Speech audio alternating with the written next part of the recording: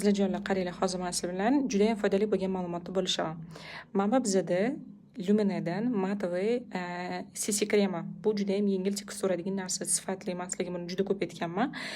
Mana bu yerda yozilgan SPF 20 deb. Ko'pchilik shu narsani o'qiydi-da, risk aytadi. Значит, men endi SPF surmasdan ko'chaga chiqib ketsam bo'lar ekan deb. Yo'q. Qizlar, bu SPF 20 asosan mahsuloti sifati yo'qolib qolmasligini himoya qilib berishga qaratilgan narsa. Sizlarning yuzingizga ham qaratilishi mumkin, lekin buni kuchi yetmaydi bizani qushlarimizga. Ya'ni 20 SPF bizani ko'chaga chiqishimizga yetib ortmaydi.